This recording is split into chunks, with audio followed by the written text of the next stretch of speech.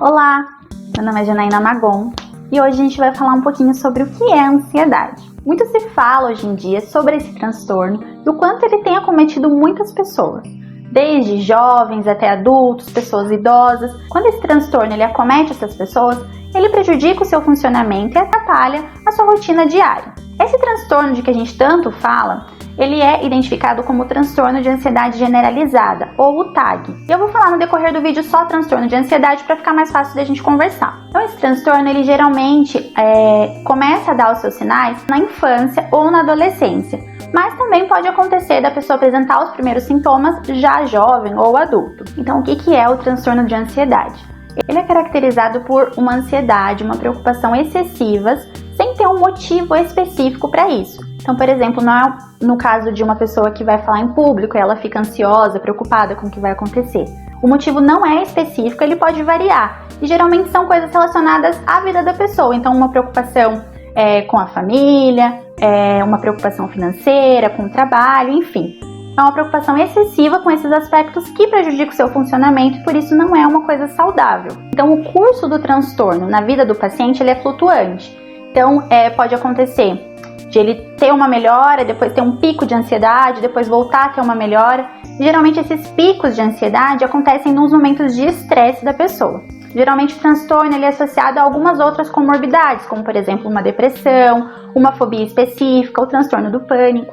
Então eu vou falar um pouquinho sobre como é feito o diagnóstico do transtorno de ansiedade. Então o diagnóstico é clínico, ele é baseado no DSM-5, então o transtorno ele vai ser caracterizado, como eu falei, por uma ansiedade, uma preocupação excessivas, que aconteçam na maior parte dos dias, que estejam durando 6 meses ou mais. Essa preocupação ela é difícil de controlar e ela tem que ser associada a pelo menos 3 ou mais dos itens que eu vou falar agora, que são tensão muscular, irritabilidade, inquietação, cansaço e dificuldade de concentração. E esses sintomas, eles têm que causar realmente um sofrimento para a pessoa e atrapalhar o seu funcionamento, e ele não pode estar associado a nenhuma substância química que a pessoa tome e nem a nenhuma outra doença pré-existente. Então, como que é feito o tratamento desse transtorno?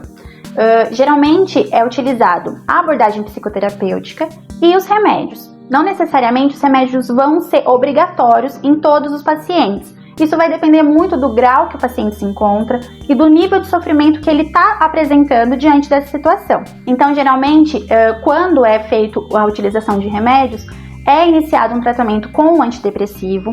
Só que como o antidepressivo demora algumas semanas até surtir o efeito no controle da ansiedade, geralmente também é utilizado um ansiolítico, que tem um efeito de melhora mais imediata, mas que como ele causa dependência, geralmente quando o paciente começa a apresentar melhoras com o antidepressivo e com a terapia, esse ansiolítico ele é retirado aos poucos do paciente até que seja suspenso totalmente a tomada desse medicamento. Então, falando um pouco sobre a abordagem psicoterapêutica nesse transtorno, como o transtorno tem componentes psicológicos muito fortes, os fatores ambientais também interferem bastante no desenvolvimento desse transtorno, geralmente a abordagem que é escolhida e que tem sido mais eficaz é a terapia cognitivo-comportamental. Então o que essa terapia vai fazer? Ela vai auxiliar o paciente a lidar melhor com algumas características e desenvolver habilidades cognitivas que façam com que ele consiga lidar com esse transtorno. Então geralmente é trabalhado alguns aspectos que são comuns nas pessoas que têm esse transtorno, que é uma pouca confiabilidade, que é uma avaliação negativa e catastrófica dos eventos, uma dificuldade para tomar decisões, pouca confiança em si próprio para resolver os problemas, entre outros aspectos. Então, se você está se sentindo com algum desses sintomas,